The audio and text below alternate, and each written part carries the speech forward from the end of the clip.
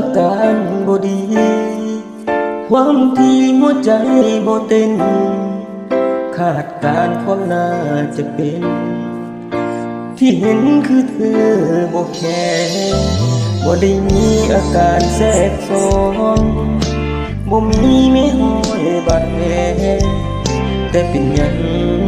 คือเจ็บแค่คือจังสิตายโอ้ยสมองเบลอเมื่อเธอบอกว่าเลิกกันอาการโทรมากระทันหันเข้าข้างหัวใจวายบ่ดูก็ตายบ่นานก็คงสิ้นใจชีวิตต่อไปแบบใดคงขาดใจเมื่อบ่มีเธอจักสิอยู่จังใด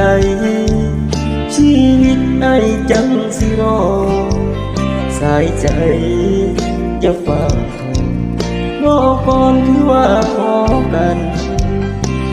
เจ้าสิไปกับเขาหูดีความรักสิพัง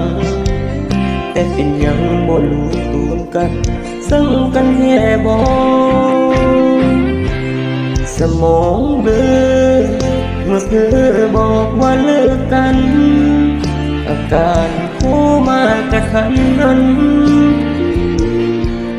เข้าคันหัวใจวายบ่ถึงก็ตายบ่นานก็คงสิ้นใจจะมีชีวิตต่อไปแบบใด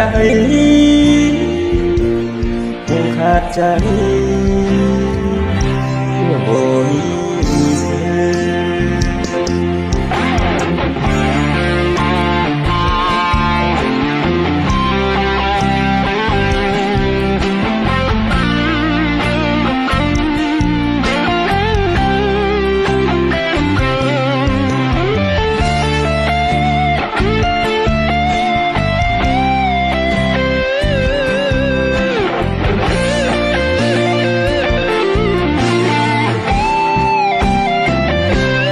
สมองเบลอเมื่อเธอบอกว่าเลิกกันอาการโคมากระทันหันเขาขาดใจวายบ่ดูก็ตายบ่นานก็คงสิ้นใจจะมีชีวิตต่อไปแบบใด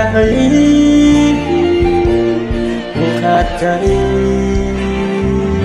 เมื่อบ่มี